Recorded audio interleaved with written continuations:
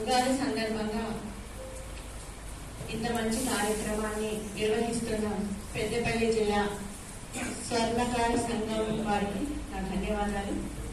అలాగే నన్ను ఇక్కడికి ఇన్వైట్ చేసిన రంగు శ్రీనివాస్ గారికి నా ధన్యవాదాలు. ఉగాది ప్రాశస్త్యం గురించి దాదాపు చాలా మంది అందరూ చెప్పేశారు, చాలా గొప్పగా చెప్పారు. కాబట్టి నేను వేరే అంశం గురించి కవిత చెప్తున్నాను. స్వర్ణకారులు, కవిత శీర్షిక స్వర్ణకారులు. స్వర్ణకారులు సాటిలేని మేటి కళాకారులు, స్వర్ణానికి వర్ణాలు అద్దే అచ్చమైన నిపుణులు, అయినా సరే కష్టం తప్పని శ్రామికులు. లక్షల విలువైన ఆభరణాలను అలవోకగా అందంగా మార్చేస్తూ లక్షణమైన జీవితాన్ని మాత్రం లాగలేక కూలుతున్న గాంభీర్యపు అగచాట్లు.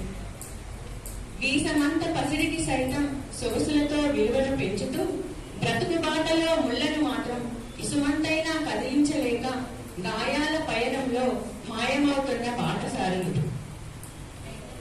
వృత్తిపై మమకారాన్ని వదులుకోలేక, నమ్ముకున్న కులవృత్తిని వీడలేక, చెప్పుకున్నా సరే వినే నాథుడే కానరాక పాదరసానికే ప్రాణాలు అర్పిస్తున్న ప్రగతి లేని ప్రవిధలు.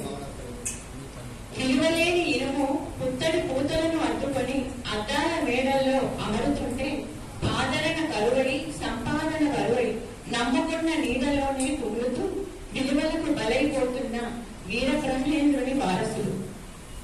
ఇది స్వర్ణకారులు ఎదుర్కొంటున్న కష్టాల